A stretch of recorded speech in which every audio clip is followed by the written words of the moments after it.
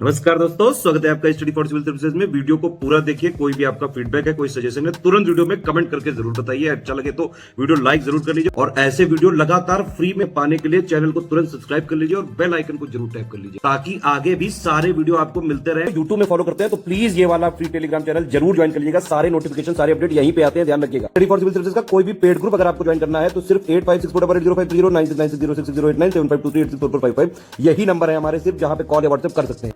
Instagram पे हमारा page जरूर फॉलो कर लीजिएगा, study for civil dot services है। ट्विटर पे हमको जरूर फॉलो कर लीजिएगा, @study for civils है। सारे क्वेश्चन अटेम्प्ट करिए और स्कोर अपना तुरंत कमेंट करके बताइए। Hello everyone, welcome to study for civil services. I am Ichha Mishra और हम ये कर रहे हैं यूपी पीसीएस 2023 के लिए बाइलिंगुअल टेस्ट सीरीज़। तो एक टेस्ट हम ऑलरेडी कर चुके हैं, ये हमारा सेकंड टेस्ट है। इसको करने से आपको डेफिनेटली बहुत बेनिफिट होगा। अगर आपको सब कुछ आप पढ़ चुके हैं, रिवीजन कर चुके हैं, तो इससे आपका बहुत अच्छा रिवीजन हो जाएगा। और अगर आपने नहीं भी किया है तो भी इससे आपको बहुत कुछ सीखने को मिलेगा। और प्रयास कीजिएगा जो चीज़ें आपको नहीं आती हैं वो आप साथ में लर्न करते हुए चलें। तो आइए हम फर्स्ट क्वेश्चन देखते हैं। पहला क्वेश्चन है मार्केट इंटरवेंशन स्कीम यानी कि बाजार हस्तक्षेप योजना के संबंध में। इसमें कहा गया है कि एक प्राइस सपोर्ट मैकेनिज्म होता है जिसको इम्प्लीमेंट किया जाता है स्टेट गवर्नमेंट की रिक्वेस्ट पर। और प्रोक्योरमेंट इसमें किस चीज़ का किया जाता है, हॉर्टिकल्चर कॉमोडिटी या फिर एग्रीकल्चर कॉमोडिटीज़ जो पेरिशेबल होती है नेचर में। तो यहाँ पर दोनों ही सही है, ऑप्शन सी करेक्ट हो जाएगा। राइट। अगला प्रश्न देखते हैं। ये मार्जिनल स्टैंडिंग फैसिलिटी रेट के संबंध में है, यानी कि सीमांत स्थायी सुविधा दर। पहले में कहा गया है ये वो रेट होता है जिसमें स्केड्यूल बैंक्स जो होती हैं ये बोरो करती है फंड्स ओवरनाइट के लिए आरबीआई से अगेंस्ट द गवर्नमेंट सिक्योरिटीज़। तो पहला स्टेटमेंट सही है। दूसरे में कहा गया है ये शॉर्ट टर्म बोरोइंग स्कीम है, तो ये भी सही है, ऑप्शन करेक्ट हो जाएगा, ऑप्शन नंबर सी। नेक्स्ट क्या दिया हुआ है, ब्रेटन वुड्स इंस्टीट्यूशन की बात की गई है। इसके द्वारा कौन सी संस्थाओं को शामिल किया गया है, विश्व बैंक और आईएमएफ। तो इन दोनों को ही शामिल किया गया था, 1944 में ये हुई थी और इसीलिए इनको ब्रेटन वुड ट्विंस भी कहा जाता है। तो ऑप्शन यहाँ पर करेक्ट सी हो जाएगा। अगला देखते हैं, WTO का हेडक्वार्टर कहाँ पर है, ये पूछा गया है। देखिए ऐसे क्वेश्चंस आ जाते हैं, शायद आपको ये प्रश्न इजी लग रहा हो, लेकिन जब ऐसे क्वेश्चंस आ जाते हैं तो हम कंफ्यूज हो जाते हैं। कहाँ पर है, जेनेवा, वॉशिंगटन डीसी, रोम या पेरिस। तो WTO का जो हेडक्वार्टर है वो है जेनेवा में, ऑप्शन ए। फिर देखते हैं क्या कहा गया है, नेशनल सैम्पल सर्वे ऑर्गेनाइजेशन ये प्रोवाइड करता है एस्टिमेट्स ऑफ एम्प्लॉयमेंट और अनएम्प्लॉयमेंट जो बेस्ड होते हैं डिफरेंट अप्रोचेस पे। वो कौन कौन से अप्रोचेस हैं, usual status, current weekly status, current annual status. तो कौन सा यहाँ पर सही हो जाएगा अप्रोच, ऑप्शन ए करेक्ट होगा, क्योंकि फर्स्ट और सेकंड बिल्कुल सही है, लेकिन जो थर्ड है वो गलत हो जाएगा क्योंकि यहाँ पर होना चाहिए करंट डेली स्टेटस।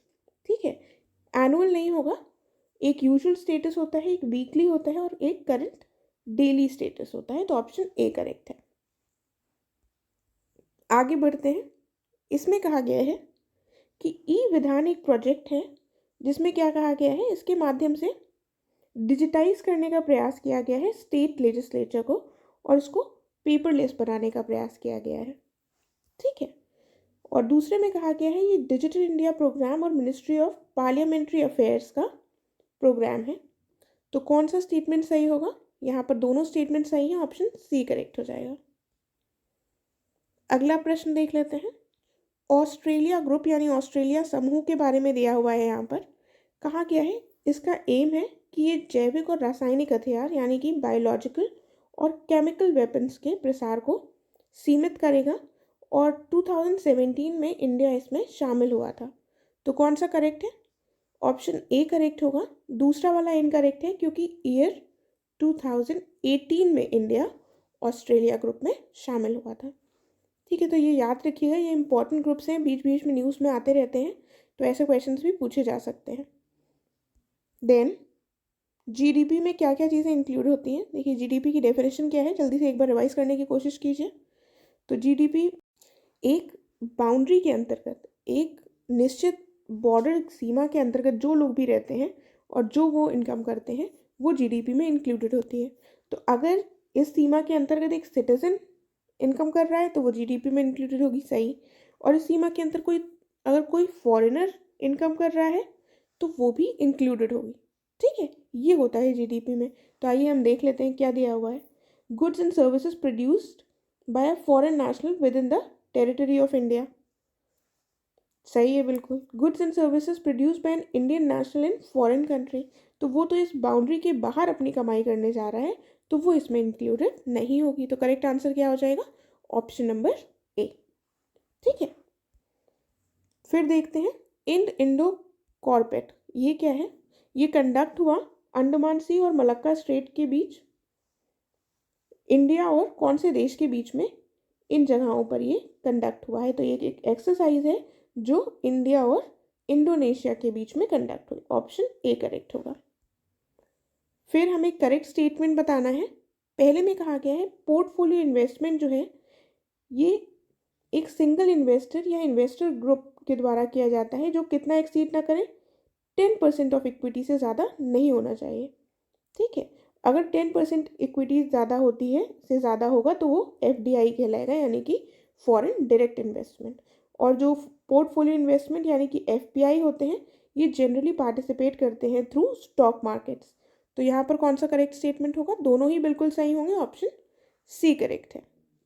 देन हमें बताना है कि वो कौन सा रूलर था जिसने दिल्ली से देवगिरी में अपनी कैपिटल को ट्रांसफ़र कर लिया था। तो इजी क्वेश्चन है, मोहम्मद बिन तुगलक था, जिसका ये प्लान फेल हो गया था। करेक्ट ऑप्शन सी हो जाएगा। फिर देखते हैं अल बिरूनी से संबंधित कुछ स्टेटमेंट्स दिए हैं। कहा गया है इनको इंडोलॉजी का फाउंडर कहा जाता है और इन्होंने तारीख अल हिंद भी लिखी। तो दोनों ही बिल्कुल सही है। ऑप्शन हमारा करेक्ट क्या हो जाएगा? करेक्ट ऑप्शन हो जाएगा ऑप्शन नंबर सी, राइट।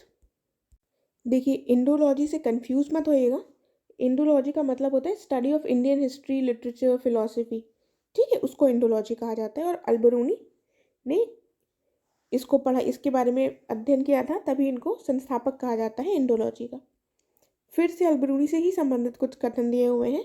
कहा गया है ये महमूद गजनवी के साथ आए थे भारत। इन्होंने इंडियन सोसाइटी को एक कास्ट रिडन सोसाइटी बताया था, जिसमें जो कास्ट में डिवाइडेड थी। और इन्होंने चाइल्ड मैरिज और सती जैसी इविल प्रैक्टिसेस को भी मेंशन किया है। तो कौन सा कथन यहाँ पर सही होगा? तीनों बातें बिल्कुल सही है, ऑप्शन डी करेक्ट हो जाएगा। ठीक है, फिर हमको बताना है कौन सा सही यहाँ पर मिला हुआ है। तो मलिक मोहम्मद जायसी ने आशिका लिखी, बिल्कुल सही। अमीर खुसरो ने पद्मावत लिखी, ये गलत है। सॉरी, पहला भी गलत होगा। मलिक मोहम्मद जायसी ने पद्मावत लिखी थी और अमीर खुसरो ने आशिका लिखी थी। तो यहाँ पर हमारा करेक्ट आंसर डी हो जाएगा। ये दोनों ही इंटरचेंज होंगे, राइट। देन बात की गई है कि हुमायूं के संबंध में दो स्टेटमेंट्स दिए हुए हैं। कहा गया है गुलबदन बेगम ने पर्शियन लैंग्वेज में इनकी बायोग्राफी लिखी और इनको बरी किया गया था दिल्ली में। तो कौन सा स्टेटमेंट सही होगा? दोनों बिल्कुल सही है, ऑप्शन सी करेक्ट होगा। तो ये पर्शियन लैंग्वेज में लिखी गई है, यानी कि फारसी भाषा में, याद रखिएगा। फिर आता है तुजुक बाबरी।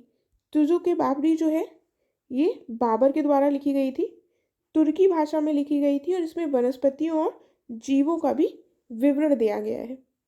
तो यहाँ पर कौन सा स्टेटमेंट सही होगा? यहाँ पर भी दोनों बिल्कुल सही है, ऑप्शन सी करेक्ट होगा। आगे बढ़ते हैं। इसमें हमको हुमायूं के टॉम्ब के संबंध में कुछ स्टेटमेंट्स दिए गए हैं। कहा गया है रेड सैंडस्टोन का प्रयोग किया है इसमें, और ये सिचुएटेड है गार्डन के सेंटर में। तो कौन सा स्टेटमेंट यहाँ पर सही होगा? दोनों बातें सही होंगी, ऑप्शन सी करेक्ट है। कई बार थोड़ा आर्किटेक्चर से भी पूछ लिया जाता है, तो इसलिए मैंने इस क्वेश्चन को इंक्लूड किया है। ध्यान से देखिएगा, रेड सैंडस्टोन से बनी है ये, राइट। फिर क्या कहा गया है कि गुरु अर्जन देव जो है इनको एग्जीक्यूट किया गया था कौन से मुगल रूलर के समय पर? अकबर, जहांगीर, शाहजहां या हुमायूं? तो किसके समय पर इनको एग्जीक्यूट किया गया था? इनका एग्जीक्यूशन हुआ था जहांगीर के समय, ऑप्शन बी।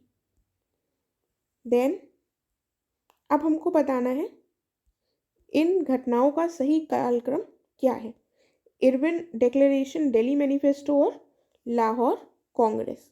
तो सबसे पहले इरविन डिक्लेरेशन यानी इरविन की घोषणा कब जारी की गई थी? अक्टूबर 31, 1929 को। दिल्ली मैनिफेस्टो कब आया? ये आया नवंबर 2 और ईयर 1929 है। और लाहौर कांग्रेस कब हुई थी? ये हुई थी दिसंबर 1929। तो करेक्ट सीक्वेंस में ही दिए हुए हैं ये, 1 2 3 होगा करेक्ट सीक्वेंस। ऑप्शन क्या हो जाएगा हमारा? Option A. ठीक है। देन अब यहाँ पर कहा गया है सिविल डिसोबीडियंस मूवमेंट यानी कि सविनय अवज्ञा आंदोलन शुरू करने से पहले गांधी जी ने 11 मांगे रखी थी। उनमें कौन कौन सी मांगे शामिल हैं? तो देख लीजिए। राजनीतिक बंदियों की रिहाई से संबंधित, डाक आरक्षण विधेयक की स्वीकारोक्ति यानी कि पोस्टल रिजर्वेशन बिल को एक्सेप्ट करने से संबंधित, और लैंड रेवेन्यू भूमि राजस्व को 50% कम करने से संबंधित। तो ये आपको 11 की 11 मांगे लर्न करने की ज़रूरत नहीं है। अगर आप एक बार कॉन्सेप्ट समझकर पढ़ने की कोशिश करेंगे तो आप समझ जाएंगे। मोटा मोटा तो आप एक आइडिया लगा सकते हैं कि कौन सी मांगे इसमें शामिल होंगी। राइट। तो यहाँ पर ये तीनों ही मांगे शामिल हैं, ऑप्शन डी करेक्ट हो जाएगा। आगे बढ़ते हैं। कहा गया है जुलाई 1930 में लॉर्ड इरविन ने इस सुझाव को स्वीकार कर लिया था कि डैश लोग जो हैं वो कांग्रेस और सरकार के बीच शांति की संभावना तलाशने की डैश लोगों को अनुमति दी जाएगी। तो वो कौन से दो लोग थे जिनको कांग्रेस और सरकार के बीच में जो भी प्रॉब्लम्स थी उनको सुलझाने का मौका दिया जाएगा? वो कौन से लीडर्स थे? तो टीबी सप्रू यानी ऑप्शन ए करेक्ट होगा, और एमआर जयकर। टीबी सप्रू और एमआर जयकर आंसर हो जाएगा यहाँ पर हमारा। इसमें कहा गया है कि भगत सिंह, सुखदेव और राजगुरु को फांसी दिए जाने के बाद पहली बार कांग्रेस का अधिवेशन कहाँ पर हुआ था, ये हमें बताना है। तो कराची, लाहौर, कानपुर या बम्बई? तो जो सबसे पहली बार इसके बाद जो सेशन हुआ था वो हुआ था हमारा कराची में। ऑप्शन ए करेक्ट है। ठीक है, ऑप्शन ए करेक्ट होगा। देन कहा गया है चंद्रप्रभा सैकियानी, इन्होंने दिसंबर 1930 में किस क्षेत्र में आदिम कचहरी गांवों को वन कानूनों को तोड़ने के लिए उकसाया था? तो ये थोड़ा डिफरेंट सा प्रश्न है। इन्होंने कहाँ पर उकसाया था? तो वो जगह हो जाएगी हमारी, ऑप्शन करेक्ट हो जाएगा ए, असम में। ठीक है। तो चंद्रप्रभा सैकियानी जो थे इन्होंने इंसाइट किया था कि जो भी आदिम कचहरी गांव है वो ब्रेक करे फॉरेस्ट लॉस को, कहाँ पर? असम में। ठीक है। देन नो चेंजर्स के द्वारा किए गए जो रचनात्मक कार्य थे उनमें क्या क्या शामिल है ये बताना है। पहले में कहा गया है आश्रम को स्टैब्लिश करना और प्रमोट करना, खादी और चरखे का यूज़। फिर कहा गया है नेशनल स्कूल्स और कॉलेजेस को स्टैब्लिश करना। उसके बाद कहा गया हिंदू मुस्लिम यूनिटी को बढ़ावा देना। तो क्या हो जाएगा यहाँ पर करेक्ट आंसर? ऑप्शन डी हो जाएगा। आपको पता है सिविल डिसोबीडियंस मूवमेंट के बाद, सॉरी, नॉन कोऑपरेशन मूवमेंट के बाद गांधी जी को जेल में डाल दिया गया था और कांग्रेस दो पार्ट्स में डिवाइड हो गई थी। एक थे नो चेंजर्स और एक थे प्रो चेंजर्स। ठीक है। तो जो प्रो चेंजर्स थे चेंज चाहते थे कांग्रेस की रणनीति में, और उन्होंने क्या कौन सी स्टैब्लिश की थी कमेटी, कौन सी पार्टी बनाई थी? स्वराज पार्टी। ठीक है, 1923 में। और इसके मेंबर्स कौन कौन थे स्वराज पार्टी के? मोतीलाल नेहरू और सीआर दास। तो यहाँ पर हमने आंसर देख लिया है अपना, ऑप्शन डी करेक्ट है। आगे बढ़ते हैं।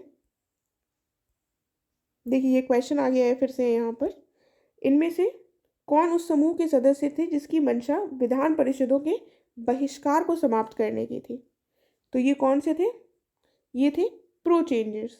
ये चाहते थे कि जो बाइकआउट हो रहा है लेजिस्लेटिव काउंसिल्स का वो अब ना हो और वो लोग उसमें पार्टिसिपेट कर सके। तो उनमें कौन कौन शामिल थे? सीआर दास, मोतीलाल नेहरू, अजमल खान, ये तीनों लोग ही शामिल थे। इस तरह से प्रश्न पूछा गया है थोड़ा डिफरेंट तरीके से, लेकिन ये लोग प्रो चेंजर्स की कैटेगरी वाले थे और इसका आंसर ऑप्शन डी हो जाएगा। ठीक है। इसमें क्या कहा गया है कि जो इंडियन नेशनल कांग्रेस थी इसने जलियांवाला बाग हत्याकांड के बाद अपनी एक गैर सरकारी समिति नियुक्त की थी। इसमें कौन कौन इंक्लूडेड है हमें वो बताना है। सीआर दास, मोतीलाल नेहरू, अब्बास तैयब जी, गांधी जी और एमआर जयकर। तो इसमें कौन कौन शामिल था? यहाँ पर 5 होना चाहिए नंबर। तो इसमें कौन कौन शामिल था? इसमें सभी लोग शामिल थे करेक्ट आंसर क्या हो जाएगा हमारा? Option number D. ठीक है। फिर मॉन्टेफोर्ट रिफॉर्म्स जो थी, मॉन्टफोर्ट रिफॉर्म्स, इनको अनवर्दी और डिसअपॉइंटिंग अ सनलेस डॉन कहा गया था, यानी कि अयोग्य और निराशाजनक एक धूप रहित सुबह कहा गया था। किसके द्वारा कहा गया था? बाल गंगाधर तिलक के द्वारा, गांधी जी के द्वारा, या लाला लाजपत राय के द्वारा? तो ये कहा गया था बीजी तिलक यानी बाल गंगाधर तिलक के द्वारा। फिर देखते हैं, इसमें कहा गया है भारतीयों के विभिन्न वर्गों को एकजुट करने के लिए गांधी जी ने बहुत सारे प्रयास किए थे। उनमें से कौन से प्रयास इनमें से शामिल हैं? तो इन्होंने नटाल इंडियन कांग्रेस की स्थापना की थी और इंडियन ओपिनियन अखबार की शुरुआत की थी। कौन सा ऑप्शन सही होगा यहाँ पर? यहाँ पर दोनों ऑप्शन सही होंगे, ऑप्शन सी करेक्ट होगा। आगे देखते हैं, कुछ स्टेटमेंट्स दिए गए हैं। पहले में कहा गया है फ्रांसीसियों को भारत के साथ व्यापार के लिए पहली बार लाइसेंस 1611 में दिया गया था, किंतु उस समय गंभीरता से इन्होंने इसको नहीं लिया था। और 1664 में जब राजा लुई 14 आए तो इनके दौरान उन्हें एक और लाइसेंस दिया गया। तो यहाँ पर भी ये दोनों बातें सही हो जाएंगी, ऑप्शन सी करेक्ट हो जाएगा। ठीक है। फिर बैटल ऑफ प्लासी से संबंधित स्टेटमेंट्स दिए हुए हैं। पहले में कहा गया है रॉबर्ट क्लाइव ने मीर जाफर के साथ मिलकर सिराजुद्दौला के खिलाफ साजिश रची थी। ठीक है। दूसरे में क्या कहा गया है कि ये जो युद्ध था इसने ब्रिटिशर्स को एक्सेस दे दिया था बंगाल के रिच रिसोर्सेज पर। फिर कहा गया है इस लॉस से फ्रेंच जो कंपनी थी वो कभी रिकवर नहीं कर पाई। तो कौन सा यहाँ पर स्टेटमेंट सही होगा? सारे स्टेटमेंट सही हैं, ऑप्शन डी करेक्ट हो जाएगा। ठीक है। अगला प्रश्न क्या है? इसमें कह रहे हैं कि सब्सिडियरी लाइंस जो स्टार्ट की गई थी लॉर्ड वेलेस्ली के द्वारा, तो इसको किसके थ्रेट से बचने के लिए लॉन्च किया गया था या स्टार्ट किया गया था? Russia, France, Japan, Germany? क्या आंसर हो जाएगा? इसका करेक्ट आंसर हो जाएगा फ्रांस, ऑप्शन बी। फ्रेंच जो कंपनी थी उससे बचाव के लिए लॉर्ड वेलेस्ली के द्वारा इसको शुरू किया गया था। देन अब हमको बताना है कौन सा करेक्टली मैच्ड है। देख लेते हैं।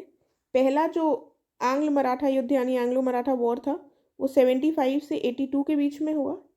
दूसरा दिया गया है 1803 से 1805 के बीच, और तीसरा दिया हुआ है 1817 से 19 के बीच।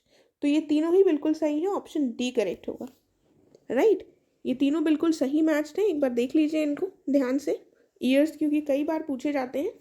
हम अगले प्रश्न की तरफ बढ़ते हैं। क्या कहा गया है?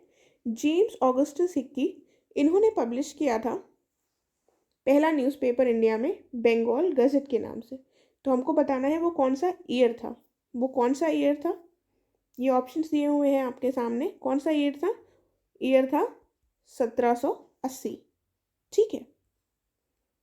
फिर यहाँ पर हमको बताना है एजुकेशन इंस्टीट्यूट जो करेक्टली मैच्ड हो अपने ईयर से जब वो स्टैब्लिश हुआ था। तो कलकत्ता मदरसा जो है ये 1781 में, संस्कृत कॉलेज 1799 में, और हिंदू कॉलेज 1817 में दिया हुआ है। तो कौन सा करेक्ट है यहाँ पर? ये जो संस्कृत कॉलेज दिया हुआ है ये 1791 में इस्टेब्लिश हुआ है, ना कि 1799 में। तो फर्स्ट और थर्ड ऑप्शन करेक्ट है यहाँ पर, ऑप्शन बी हो जाएगा। राइट, कलकत्ता मदरसा 1781, संस्कृत कॉलेज 1791 और हिंदू कॉलेज 1817। हिंदू कॉलेज ये वही है जिसमें राजा राम मोहन रॉय की महत्वपूर्ण भूमिका थी इसको स्थापित करने में। हम आते हैं अब अगले प्रश्न पर। यहाँ पर वुड्स डिस्पैच की बात की गई है। कहा गया है इसमें कि प्राइमरी शिक्षा का जो माध्यम था वो मातृभाषा को रखा जाएगा, यानी कि मदर टंग को रखा जाएगा। और दूसरे में कहा गया है कि माध्यमिक और उच्च विद्यालय स्तर पर, यानी कि सेकेंडरी और हाई स्कूल लेवल पर मातृभाषा और अंग्रेजी के मिश्रण का प्रयोग होगा, और कॉलेज के लेवल पर अंग्रेजी भाषा का प्रयोग होगा। तो यहाँ पर ये तीनों स्टेटमेंट सही है, बिल्कुल ऑप्शन डी करेक्ट हो जाएगा। राइट, तो वुड्स डिस्पैच में ये बात की गई कि जैसे जैसे लेवल बढ़ता जाएगा वैसे वैसे हम इंग्लिश को इम्पोर्टेंस देते जाएंगे। देन हम आगे बढ़ते हैं अगले प्रश्न की तरफ। राजा राम मोहन रॉय के संबंध में हमको दिया हुआ है, कुछ कथन दिए हुए हैं। कहा गया है राजा राम मोहन रॉय ने प्रूफ करने का प्रयास किया था कि जो एंशियंट हिंदू टेक्स्ट हैं ये सपोर्ट करते हैं मोनोथीज्म, यानी कि एकेश्वरवाद का समर्थन करते हैं। ये बात कही गई है। उसके बाद स्टेटमेंट दिया हुआ है कि एकेश्वरवादियों को उपहार नामक उनकी साहित्यिक रचना थी और वेदों और 5 उपनिषदों का इन्होंने बंगाली भाषा में अनुवाद किया। तो मोनोथीज्म को सपोर्ट करने की बात किससे प्रूव होती है? इन दोनों में से। तो इन दोनों के द्वारा ही प्रूव होती है। ऑप्शन सी करेक्ट हो जाएगा। ठीक है। मोनोथीज्म मतलब एक ईश्वरवाद, मतलब एक ही ईश्वर है। इन्होंने माना कि एक ही ईश्वर है, उसके विभिन्न रूप हैं। ऑप्शन सी करेक्ट है यहाँ पर। देन तत्वबोधिनी सभा, इसके बारे में कहा गया है कि इसकी स्थापना देवेंद्र नाथ टैगोर ने 1849 में की थी और इसका ऑब्जेक्टिव था प्रमोट करना आइडियाज़ जो राजा राम मोहन रॉय के द्वारा लाए गए थे, उनको प्रमोट करना इस सभा का ऑब्जेक्टिव था। तो कौन सा स्टेटमेंट यहाँ पर सही है? जो बी है वो ऑप्शन करेक्ट है, क्योंकि पहला रॉन्ग हो जाएगा। इसकी जो स्टैब्लिश किया गया था इसको 1839 में किया गया था देवेंद्र नाथ टैगोर के द्वारा, ना कि 1849 में। तो ध्यान रखिएगा, तत्वबोधिनी सभा 1839 में स्टैब्लिश हुई थी। आगे देखते हैं। 38th क्वेश्चन में आ गए हैं हम। क्या कहा गया है यहाँ पर? हेनरी विवियन डिरोजियो, ये जो है इनके संबंध में कुछ स्टेटमेंट्स दिए गए हैं। पहला कहा गया है कि इन्होंने युवा बंगाल आंदोलन की शुरुआत की थी और दूसरा कहा गया है इनके जो पिता थे वो स्पेनिश मूल के थे। देखिए, पहला स्टेटमेंट तो सही है, दूसरा गलत हो जाएगा। क्यों गलत हो जाएगा? क्योंकि इनके पिता जो थे वो पोर्टुगीज थे। ठीक है, पोर्टुगीज मूल के थे, ना कि स्पेनिश। तो करेक्ट आंसर क्या है यहाँ पर हमारा? 38 का ऑप्शन ए हो जाएगा करेक्ट। फिर क्या कहा गया है? इसमें लिखा हुआ है कि ब्रिटिश उपनिवेशवाद की जो आर्थिक आलोचना है ये किसके द्वारा दी गई है, यानी कि इकोनॉमिक क्रिटिक जो ब्रिटिश कॉलोनियलिज्म के हैं वो कौन कौन है? दादा भाई नौरोजी ने दी थी, इन्होंने अपनी किताब लिखी थी drain of wealth. RC Dutta ने भी अपनी किताब लिखी है और दिनशॉ वाचा भी इसमें शामिल है इकोनॉमिक क्रिटिक में ब्रिटिश कॉलोनियलिज्म के। देखिए, दो तो आपको पता होंगे, तीसरे में शायद आप कंफ्यूज हो जाएं, तो इनको भी याद रखिएगा, ये भी इसी में शामिल है। ऑप्शन डी करेक्ट होगा। फिर दिया हुआ है economic history of India book, ये किसके द्वारा लिखी गई है? दादा भाई नारोजी, आरसी दत्ता, दिनशॉ वाचा या इनमें से कोई भी नहीं। तो ये लिखी गई है आरसी दत्ता के द्वारा। अभी हमने डिस्कस किया, इनकी बुक मैंने बोली और इसका नाम नहीं बताया था क्योंकि मुझे पता था कि नेक्स्ट क्वेश्चन यही है। राइट। फिर देखते हैं अगला प्रश्न। कहा गया है किस वर्ष में युगांतर नामक जो वीकली है उसको स्टार्ट किया गया था बारिंद्र कुमार घोष और भूपेंद्र नाथ दत्त के द्वारा? तो वो कौन सा ईयर था? 1906, 1907, 1908 या फिर 1909? तो वो कौन सा वर्ष था? तो वो वर्ष था 1906। यहाँ पर ऑप्शन हमारा करेक्ट हो जाएगा, ऑप्शन ए। फिर गदर पार्टी के बारे में कहा गया है ये एक रिवोल्यूशनरी ग्रुप था, इसका मुख्यालय सैन फ्रांसिस्को में स्थित था और इसका गठन 1911 में हुआ था। ये दो स्टेटमेंट्स दिए हुए हैं। पहला जो स्टेटमेंट है सही है, दूसरा गलत हो जाएगा क्योंकि इसका गठन 1913 में हुआ था, ना कि 1911 में। करेक्ट ऑप्शन यहाँ क्या होगा? Option number A. फिर देख लेते हैं। कहा गया है वीरी सावरकर और उनके भाई जो थे इन्होंने 1899 में मित्र मेला नामक एक संस्था का गठन किया था और 1904 में इसको अभिनव भारत में इसका विलय कर दिया गया था। तो यहाँ पर ये दोनों स्टेटमेंट्स बिल्कुल सही हैं, ऑप्शन सी करेक्ट हो जाएगा। देन श्यामजी कृष्ण वर्मा, इनके द्वारा शुरू किया गया था इंडिया हाउस। अब हमको ईयर बताना है।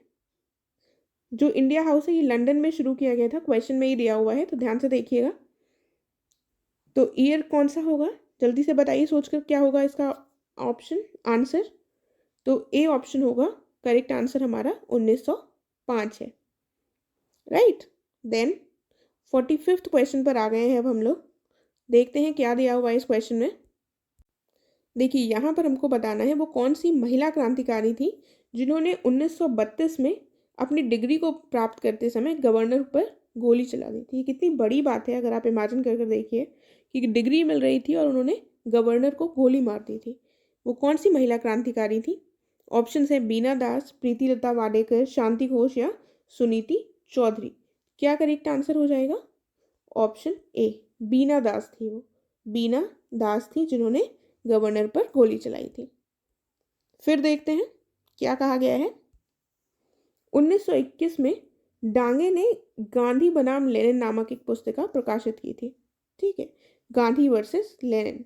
और ये जो उपरोक्त दोनों नेता थे, इनके दृष्टिकोण को एक कंपैरेटिव स्टडी की थी और इसमें इन्होंने कहा था कि लेनिन के दृष्टिकोण को इन्होंने बेहतर माना था गांधी जी से। तो ये दोनों स्टेटमेंट में कौन सा स्टेटमेंट सही होगा? क्या लगता है आपको? क्या गांधी जी के कंपैरिजन में इन्होंने जो लेनिन को बेहतर माना है, ये स्टेटमेंट सही होना चाहिए कि नहीं? तो ये बिल्कुल सही है, ऑप्शन सी करेक्ट होगा। ठीक है, तो इनकी ये स्टडी थी, इन्होंने ऐसा अपनी स्टडी में माना। देन आगे देखते हैं इंडिपेंडेंस ऑफ इंडिया लीग। इसकी स्थापना के दौरान हमें दो स्टेटमेंट्स दिए हुए हैं। कहा गया है इसकी स्थापना के समय जवाहरलाल नेहरू और सुभाष चंद्र बोस जो थे इसके सचिव बनाए गए थे और एस श्रीनिवास अयंगर जो थे वो इसके अध्यक्ष बनाए गए थे। तो बिल्कुल सही है, ऑप्शन सी करेक्ट हो जाएगा। फिर क्या दिया हुआ है? फर्स्ट राउंड टेबल कॉन्फ्रेंस यानी कि प्रथम गोलमेज सम्मेलन, इसकी शुरुआत लॉर्ड इरविन ने किसकी अध्यक्षता में की थी? यानी कि वो उस समय पर कौन ब्रिटेन का प्राइम मिनिस्टर था? तो कौन प्राइम मिनिस्टर थे उस समय पर? थे रैमसे मैकडॉनल्ड। आपको अगर याद हो तो मैकडॉनल्ड अवार्ड भी उसी समय पर आए थे।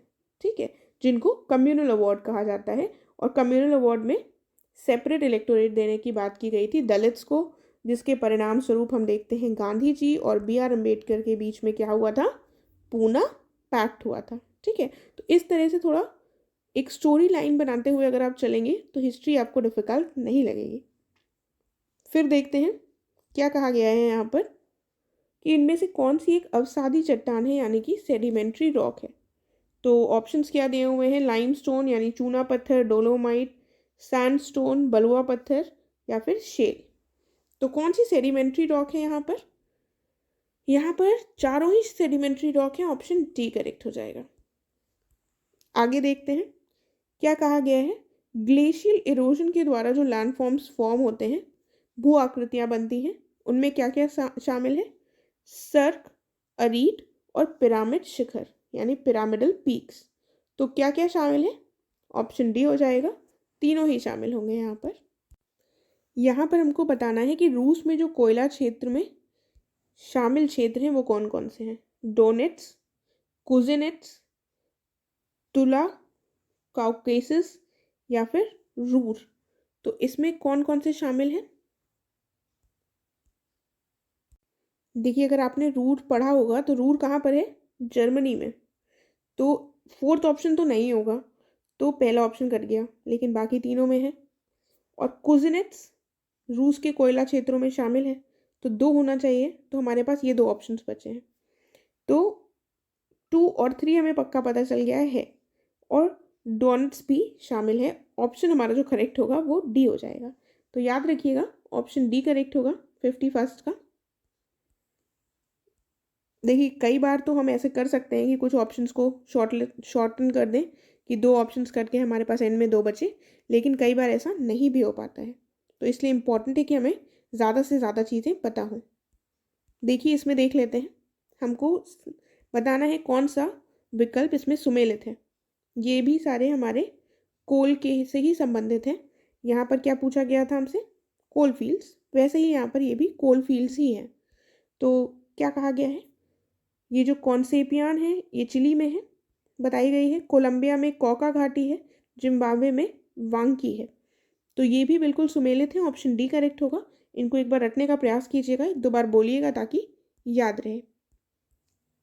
फिर आता है अगला प्रश्न। इसमें कहा गया है शेल गैस जो है ये एक नेचुरल गैस है, इसको प्रोड्यूस किया जाता है इग्नियस रॉक के द्वारा और चाइना में एस्टिमेट किया गया है world's largest shale gas reserves. ऐसे एस्टिमेट्स हैं कि चाइना में सबसे ज़्यादा शेल गैस के रिजर्व्स हैं। तो दूसरा स्टेटमेंट हमारा बिल्कुल सही है। पहला गलत हो जाएगा क्योंकि यहाँ पर इग्नियस रॉक दिया हुआ है आग्नेय चट्टान, जबकि ये एक अवसादी चट्टान यानी कि सेडिमेंट्री रॉक है, राइट।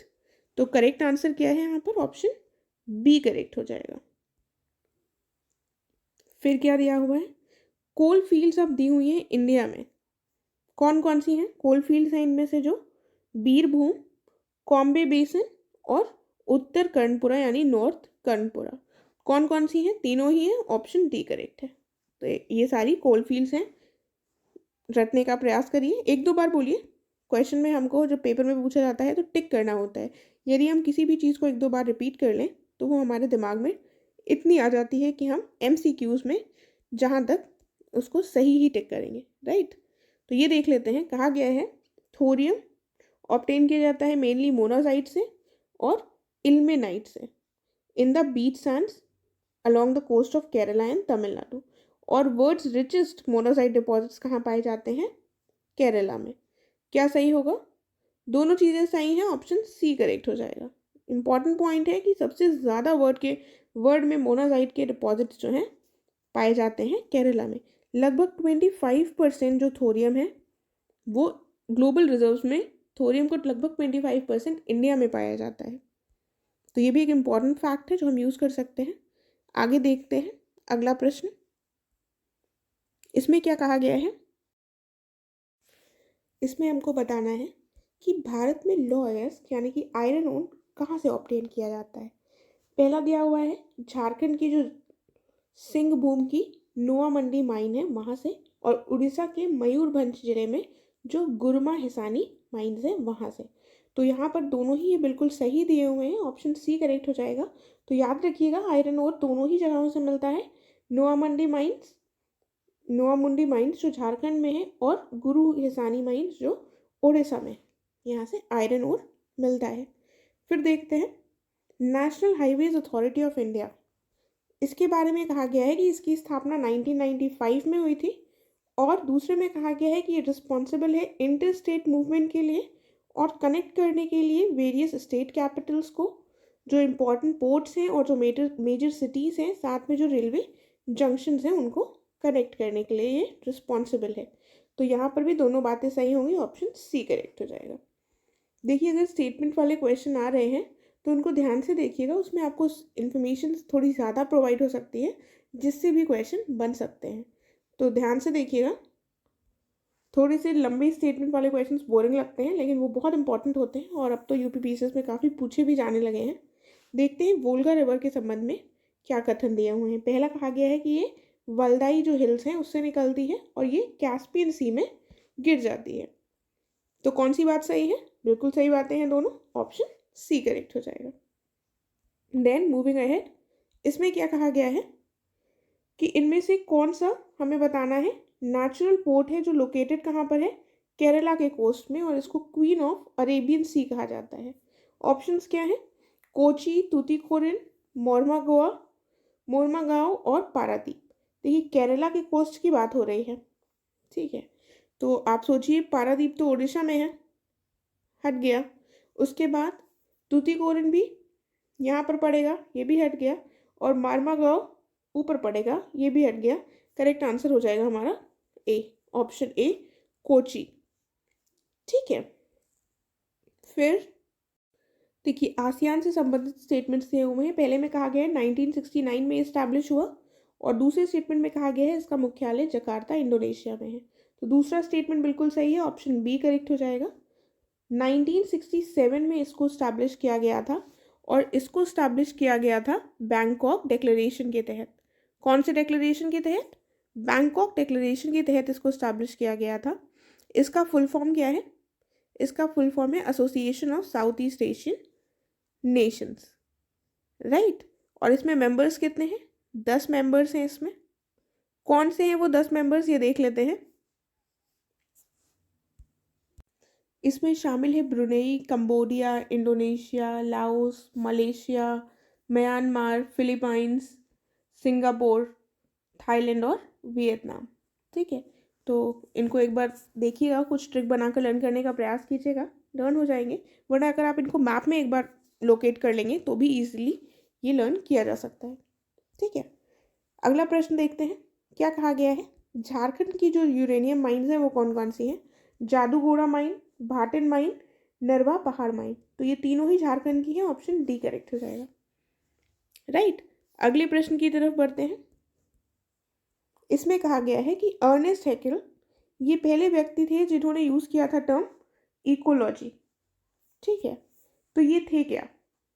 एक जर्मन प्राणी विज्ञानी थे यानी कि जूलॉजिस्ट थे, फ्रेंच जूलॉजिस्ट थे, जर्मन बायोलॉजिस्ट थे या फ्रेंच बायोलॉजिस्ट थे। देखिए तो यहाँ पर क्या आंसर हो जाएगा, ऑप्शन ए करेक्ट होगा। ये जर्मन जूलॉजिस्ट थे। अगर आपको याद हो तो ऐसा एक क्वेश्चन पहले पूछा जा चुका है यूपीपीसीएस में।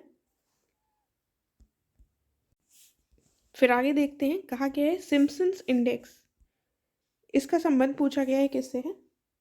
अमाउंट ऑफ स्पीशीज जो प्रेजेंट होती हैं उनसे, या फिर evenness of abundance of the each species present, यानी कि मौजूद प्रजातियों के बीच बहुतायत की जो क्षमता है उससे। तो इसमें क्या शामिल होता है, किसको अकाउंट में लिया जाता है। तो इन दोनों चीज़ों को लिया जाता है, ऑप्शन यहाँ पर सी करेक्ट हो जाएगा। फिर देखते हैं, कहा गया है इन सीटू कंजर्वेशन, इसमें क्या क्या इंक्लूड होता है। बायोस्फीयर रिजर्व, राष्ट्रीय उद्यान या वन्यजीव अभ्यारण्य। इन सीटू मतलब जिस स्थान में जो पक्षी और पाया जाता है उसको उसी स्थान पर उसके उसके कंजर्वेशन को बढ़ावा देना। तो क्या इसमें शामिल होगा, ये चारों चीज़ें शामिल होंगी, सॉरी तीनों चीज़ें, ऑप्शन डी करेक्ट हो जाएगा। देखिए, fresh water is defined as having a low salt concentration.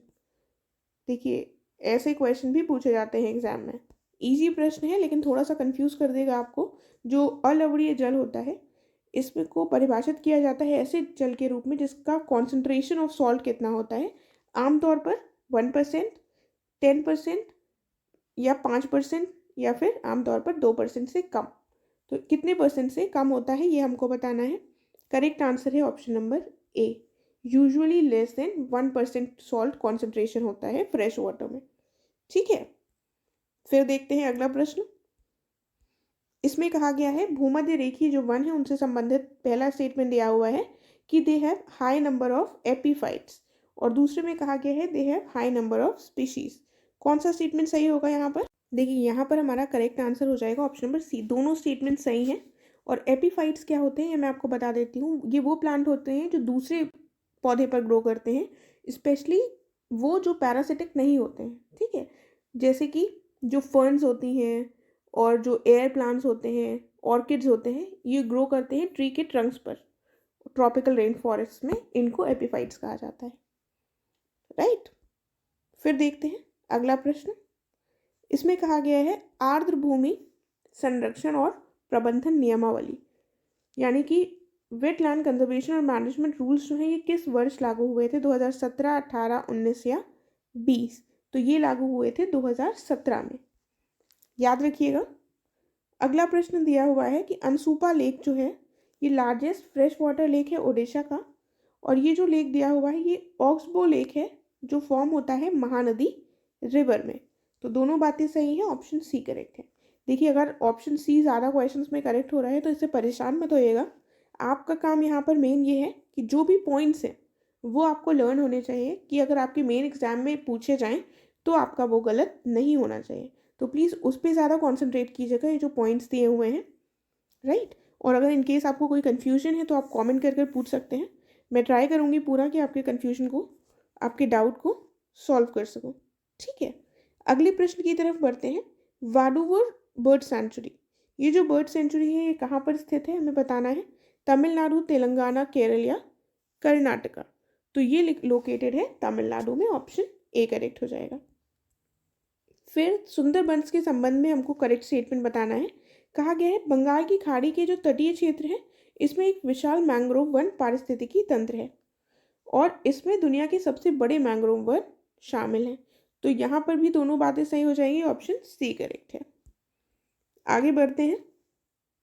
इसमें कहा गया है कि वर्तमान में दुनिया भर में 171 रामसर कॉन्ट्रैक्टिंग पार्टीज हैं, और दूसरे में क्या कहा गया है, दुनिया का जो पहला रामसर स्थल है ये ऑस्ट्रेलिया में कोबर्ग प्रायद्वीप था जिसे 1974 में नामित किया गया था।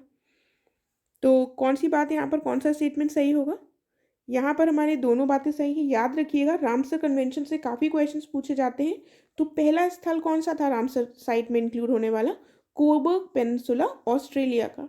और इसको कब डेजिग्नेट किया गया था? 1974 में। ठीक है, तो इन पॉइंट से अपने आप में एक क्वेश्चन बन सकता है। ऑप्शन सी करेक्ट होगा यहाँ पर। देन अगला देखते हैं। कहा गया है एयर क्वालिटी इंडेक्स जो है ये मेजर करता है एमिशंस कौन से पॉल्यूटेंट्स का। तो पहला दिया हुआ है पर्टिकुलेट मैटर जिसमें PM 2.5 और PM 10 आता है, ozone, carbon monoxide, nitrogen dioxide, sulphur dioxide, सीसा यानी कि लेड और फिर अमोनिया। तो ये जितने भी पॉल्यूटेंट्स दिए हुए हैं ये सारे ही इसमें इंक्लूडेड होंगे। ऑप्शन डी करेक्ट हो जाएगा। ठीक है, तो कुल मिलाकर इसमें कितने पॉल्यूटेंट्स के बारे में बताया जाता है, गुणवत्ता मापी जाती है? 7 पॉल्यूटेंट्स के बारे में। ठीक है, इसमें कार्बन डाइऑक्साइड इंक्लूडेड नहीं है। ठीक है, तो याद रखिएगा। Then instrument used for measuring air quality include क्या करते हैं? वायु गुणवत्ता को मापने के लिए उपयोग किए जाने वाले जो उपकरण हैं उनमें क्या शामिल होता है? PCI, PCE, RCM 05, PCE RCM 8, PCE HFX 100। तो क्या शामिल होगा इसमें? ऑप्शन डी, तीनों के तीनों इसमें शामिल होंगे। ऑप्शन डी करेक्ट होगा। इसमें स्टेटमेंट दिया हुआ है एजर्शन और उसके बाद उसका रीज़न दिया हुआ है। पहले में कहा गया है कि ग्रीन मफलर्स बैरियर्स होते हैं जो नॉइजी प्लेसेस के अराउंड ग्रो किए जाते हैं जिससे कि नॉइज़ पोल्यूशन का इम्पैक्ट कम हो जाए। रीज़न दिया हुआ है कि ये ग्रीन प्लेसेस होती हैं जो नॉइज़ प्लेसेस के अराउंड ग्रो की जाती हैं, मेनली हाईवेज और इंडस्ट्रियल एरियाज़ के अराउंड, और ये क्या करती हैं? ऑब्स्ट्रक्ट करती हैं नॉइज़ को। तो बिल्कुल सही है रीज़न, असर्शन भी बिल्कुल सही है, रीज़न भी उसका सही दिया हुआ है। तो 74th का आंसर ऑप्शन ए हो जाएगा। ठीक है, फिर अगला देखते हैं। स्टॉकहोम कॉन्फ्रेंस यानी स्टॉकहोम डिक्लेरेशन के बारे में कहा गया है कि इसका आयोजन 5-6 जून 1970 को हुआ था और भारत ने इसमें भाग लिया था और इसमें 26 सिद्धांत हैं। तो दूसरा और तीसरा बिल्कुल सही है, ऑप्शन सी होगा। पहला गलत है क्योंकि ये 1972 में हुआ था। राइट, आगे बढ़ते हैं। फिर से हमको बताना है कौन सा सही है। कहा गया है Montreal protocol 1987, Kyoto protocol 1997, United Nations framework convention on climate change 1992। तो ये तीनों करेक्टली मैच्ड हैं। ऑप्शन डी करेक्ट होगा। मूविंग अहेड हम देखते हैं। कहा गया है सतत विकास यानी सस्टेनेबल डेवलपमेंट का जो कॉन्सेप्ट है ये दिया गया है 1987 में। बिल्कुल सही बात है। इसको ब्रंटलैंड रिपोर्ट में दिया गया था। ये भी बिल्कुल सही है। ऑप्शन सी करेक्ट हो जाएगा। ठीक है, देन यहाँ पर दिया हुआ है कन्वेंशन ऑन बायोलॉजिकल डाइवर्सिटी। ये एक कन्वेंशन है जो कंजर्व क्या करता है? बायोलॉजिकल डाइवर्सिटी को। ये अडॉप्ट किया गया है 1992 में। तो ये यहाँ पर दोनों सही है। ऑप्शन सी करेक्ट होगा। आगे दिया हुआ है इकोटोन्स के बारे में। कहा गया है इकोटोन्स वो क्षेत्र होते हैं जहाँ पर बड़ी संख्या में जो प्रजातियाँ होती हैं वो पाई जाती हैं और यहाँ पर दोनों समुदायों की तुलना में अधिक जनसंख्या घनत्व यानी कि कम्युनिटीज़ जो होती हैं उनकी डेंसिटी यहाँ पर ज़्यादा होती है। और दूसरे में कहा गया है इकोटोन के भीतर जो बायोडाइवर्सिटी है इसमें वृद्धि की जो ये प्रवृत्ति है उसको एज इफेक्ट कहा जाता है। तो ये भी बिल्कुल सही है। ऑप्शन सी करेक्ट हो जाएगा। उसके बाद हम देखते हैं। इसमें कहा गया है कि दुनिया का लगभग 2.4% लैंड मास इंडिया के पास है, लेकिन इंडिया के पास कितनी बायोडाइवर्सिटी है ये पूछा गया है। 8%, 10%, 20% या 25%। तो इसका आंसर होगा 8% यानी कि ऑप्शन ए। अगला प्रश्न दिया हुआ है, हमको करेक्ट स्टेटमेंट बतानी है। कहा गया है डाइवर्सिटी ऑफ स्पीशीज जो है इसको मेजर किया जा सकता है उनकी रिचनेस, अबंडेंस और टाइप से। Areas rich in species diversity are called hotspots of diversity. तो ये भी सही है। ऑप्शन सी करेक्ट होगा यहाँ पर। ठीक है, फिर देखते हैं इसमें क्या कहा गया है। इसमें कहा गया है कि प्रायद्वीपीय भारत में पर्वतीय निम्नलिखित में से कौन से वन 3 क्षेत्रों में पाए जाते हैं। यहाँ पर एक्चुअली पर्वतीय वन होंगे। पर्वतीय वन जो है वो निम्नलिखित में से कौन से क्षेत्रों में पाए जाते हैं, यानी कि mountain forest, western Ghats, Vindhyas या नीलगिरी। तो यहाँ तीनों ही जगहों में पाए जाते हैं, ऑप्शन डी करेक्ट हो जाएगा। राइट, मूविंग अहेड हम देखते हैं, कहा गया है यूनियन होम मिनिस्टर ने इनॉग्रेट की है 3rd conference of superintendents of police, और इन्होंने यहीं पर इनॉग्रेट किया है एक न्यूली बिल्ट कन्वेंशन सेंटर जो पुलिस ट्रेनिंग कॉलेज में लोकेटेड है। कौन सी स्टेट के? अरुणाचल प्रदेश, असम, मेघालय या मिजोरम। तो इसका आंसर जो है वो है हमारा असम, ऑप्शन बी। उसके बाद कहा गया है कि हाल ही में union minister for youth affairs and sports, जो कि कौन है? अनुराग ठाकुर, इनके द्वारा इनॉग्रेट किया गया है वाटर स्पोर्ट्स सेंटर। तो ये वाटर स्पोर्ट्स सेंटर कहाँ पर इनॉग्रेट किया गया है? जल्दी से ऑप्शंस देख लीजिए। तो करेक्ट आंसर यहाँ पर हो जाएगा हमारा ऑप्शन सी, हिमाचल प्रदेश में। अगले प्रश्न की तरफ बढ़ते हैं। इसमें क्या कहा गया है? इसमें कहा गया है कि गुजरात की पूजा पटेल जो है, ये 36वें राष्ट्रीय खेलों में योगासन में इन्होंने स्वर्ण पदक जीता है, और ये ऐसा जीतने वाली पहली एथलीट बनी है। दूसरा कहा गया है कि योगासन उन 5 स्पोर्ट्स में से है जिनको नेशनल गेम्स में पहली बार जोड़ा गया है। तो कौन सा स्टेटमेंट सही होगा? दोनों स्टेटमेंट सही है, ऑप्शन सी करेक्ट हो जाएगा यहाँ पर। तो इससे हमको एक और बात पता चली कि 5 गेम्स को जोड़ा गया है 36 नेशनल गेम्स में। तो वो 5 गेम्स कौन कौन से हैं? एक तो योगासन हो गया, दूसरा हो गया मलखम्ब। मलखम्ब क्या होता है? ये इंडियन सब कॉन्टिनेंट में ही ओरिजिनेट हुआ है, और ये एक तरह से एरियल योगा होता है, ठीक है। इसमें जिम्नास्टिक पोस्चर्स वगैरह होते हैं, इसको जोड़ा गया है। इसके अलावा किसको जोड़ा गया है? स्केट बोर्डिंग को, गोल्फ को और सॉफ्ट टेनिस को। ये सॉफ्ट टेनिस जो होता है ये सिमिलर होता है लॉन टेनिस के बहुत सारे तरीकों में, बस इसको एक सॉफ्टर बॉल से प्ले किया जाता है कंपैरेटिवली, ठीक है। तो ये 5 गेम्स जोड़े गए हैं, याद रखिएगा। अगले प्रश्न की तरफ बढ़ते हैं। फिर से 36 नेशनल गेम्स से संबंधित प्रश्न है। इसमें कहा गया है शिखा चौहान जो मध्य प्रदेश की है, इन्होंने गोल्ड मेडल जीता है विमेंस कायक इवेंट में। तो बिल्कुल सही बात है। उसके बाद कहा गया है विलायत हुसैन जो जम्मू कश्मीर के हैं, इन्होंने सिल्वर मेडल जीता है कनाऊ स्लालोम मेंस कायक इवेंट में। तो ये भी बिल्कुल सही है, ऑप्शन सी करेक्ट हो जाएगा। आगे देखते हैं क्या लिखा हुआ है। इसमें स्टेटमेंट दिए हुए हैं 81st annual convention of Indian roads congress के संबंध में। कहा गया है ये उत्तर प्रदेश में आयोजित किया गया 8 से 11 अक्टूबर के बीच में, पहली बार 11 सालों के बाद पहली बार इसका आयोजन हुआ। ये कानपुर में आयोजित किया गया। Union minister of road transport and highways जो है नितिन गडकरी जी, और यूपी के चीफ मिनिस्टर जो योगी आदित्यनाथ जी हैं, इन्होंने इसको इनॉग्रेट किया। तो कौन सा स्टेटमेंट सही होगा? पहला और तीसरा बिल्कुल सही है, दूसरा गलत हो जाएगा क्योंकि ये कानपुर में नहीं लखनऊ में आयोजित किया गया था। तो करेक्ट ऑप्शन कौन सा होगा? Option number B. देन इसमें कहा गया है कि वो कौन सी टेनिस प्लेयर है जिन्होंने विड्रॉ कर लिया है यूएस ओपन से due to travel restrictions into US और as a result of being unvaccinated against कोविड-19। देखिए, अगर आपने न्यूज़ देखी होगी तो आपने देखा होगा कि ये अनवैक्सीनेटेड हैं टेनिस प्लेयर, और इन्होंने कह दिया है कि हम यूएस ओपन में ट्रैवल रिस्ट्रिक्शंस के चलते ये पार्टिसिपेट नहीं कर पाएंगे, क्योंकि जो कोविड-19 वैक्सीन जिन्होंने नहीं लगवाई है उनको अलाउड नहीं है। तो क्या आंसर होगा इसका? जल्दी से सोचिए। देखिए, ऐसे क्वेश्चंस कई बार पूछ लिए जाते हैं, जैसे कि अगर आपको पिछला प्रीलिम्स याद हो तो उसमें पूछा गया था कि पार्टी गेट स्कैंडल जो है वो किससे संबंधित है, किस देश के प्राइम मिनिस्टर से।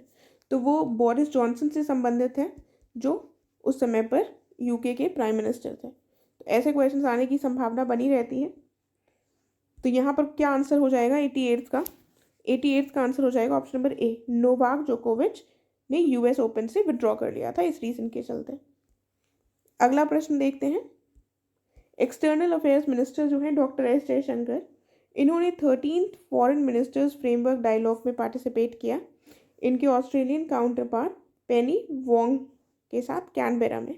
और फॉर्मर बैंकर जो है अनंत नारायण गोपाल कृष्णन, इन्होंने चौथे whole time member of SEBI के रूप में चार्ज लिया। तो कौन सा स्टेटमेंट सही है? दोनों बिल्कुल सही है, ऑप्शन सी करेक्ट हो जाएगा। फिर हम देखते हैं सही स्टेटमेंट बताना है। कहा गया है कि भारत के जो प्रधानमंत्री हैं इन्होंने रिसेंटली फाउंडेशन स्टोन ले किया है किसका, दुनिया के पहले सीएनजी टर्मिनल का, जो भावनगर में स्थापित किया गया। और कहा गया है दूसरे स्टेटमेंट में कि इन्होंने भावनगर में ही रीजनल साइंस सेंटर का भी उद्घाटन किया। तो ये भी बिल्कुल सही है, ऑप्शन सी करेक्ट है। देखिए इसमें बहुत सारे आपको पॉइंट्स मिल रहे हैं, तो ध्यान से देखते हुए चलिएगा। क्वेश्चन बनने की पूरी यहाँ पर पॉसिबिलिटी है, इंपॉर्टेंट पॉइंट्स हैं। फिर देखते हैं क्या कहा गया है। पीएम मोदी ने मोढेरा विलेज को इंडिया के पहले 24/7 सोलर पावर विलेज के रूप में घोषित किया है। अब हमको बताना है जो मोढेरा विलेज है ये कहाँ पर लोकेटेड है। तो कहाँ पर लोकेटेड है, ये लोकेटेड है गुजरात में, राइट। मोढेरा विलेज कहाँ पर लोकेटेड है, गुजरात में, याद रखिएगा। देन आगे बढ़ते हैं। इसमें कहा गया है इंडिया का पहला ग्रीन टेक्नोलॉजी इंक्यूबेशन सेंटर, जिसको ग्रीनोवेटर इंक्यूबेशन फाउंडेशन भी कहा जा रहा है, इसको कहाँ खोला जाएगा, कौन से एनआईटी में, तो ये खोला जाएगा एनआईटी श्रीनगर में। ऑप्शन ए करेक्ट होगा। अगला दिया हुआ है department of archives archaeology and museums, यानी कि अभिलेखागार, पुरातत्व और संग्रहालय विभाग द्वारा 19 नवंबर से शुरू होकर 25 नवंबर तक विश्व धरोहर सप्ताह मनाया जा रहा है।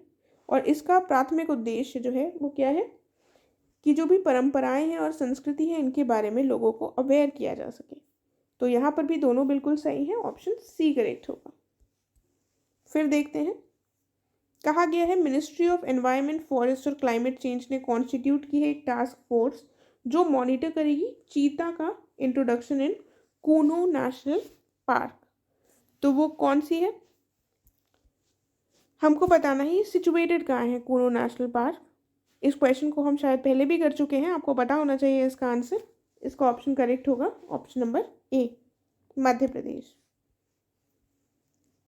तो इसमें क्या कहा गया है कि हाल ही में वो कौन सा स्टेट या यूनियन टेरिटरी है जिसने 75 अमृत सरोवर इस्टेब्लिश कर लिए हैं अपने डिस्ट्रिक्ट्स में एज पर the aspirations of our prime minister. तो वो जम्मू कश्मीर हो जाएगा इसका आंसर, ऑप्शन ए करेक्ट है। ठीक है, फिर देखते हैं, सही स्टेटमेंट बताना है। पहले में कहा गया है झारखंड में कम उम्र की लड़कियों की विवाह की जो दर है ये प्रतिशत सबसे ज़्यादा है। उसके बाद कहा गया है कि झारखंड में 18 वर्ष की आयु से पहले विवाह करने वाली जो लड़कियां हैं उनका प्रतिशत 5.8% है। तो दोनों ही सही है, ऑप्शन सी करेक्ट हो जाएगा। देन अगले प्रश्न की तरफ बढ़ते हैं। इसमें क्या कहा गया है कि हाल ही में केंद्र ने स्वतंत्रता के बाद पहली बार भारतीय वायुसेना यानी कि इंडियन एयरफोर्स के अधिकारियों के लिए एक हथियार प्रणाली शाखा के निर्माण को मंजूरी दी है। और भारतीय वायुसेना की जो स्थापना है ये अक्टूबर 1942 में की गई थी। तो कौन सा यहाँ पर स्टेटमेंट सही होगा, पहला बिल्कुल सही है, दूसरा गलत होगा। इसकी जो स्टैब्लिश किया गया था इसको 1932 में स्टैब्लिश किया गया था इंडियन एयरफोर्स को, याद रखिएगा। कब स्टैब्लिश किया गया था, 1932 में।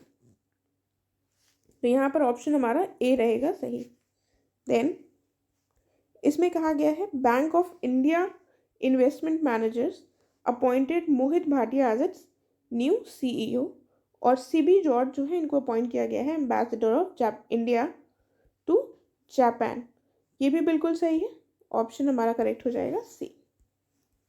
अगला दिया हुआ है first of its kind bird festival 2022 मनाया जा रहा है, इनॉग्रेट किया गया है कहाँ पर, जम्मू कश्मीर, तेलंगाना, उत्तर प्रदेश या फिर हिमाचल प्रदेश।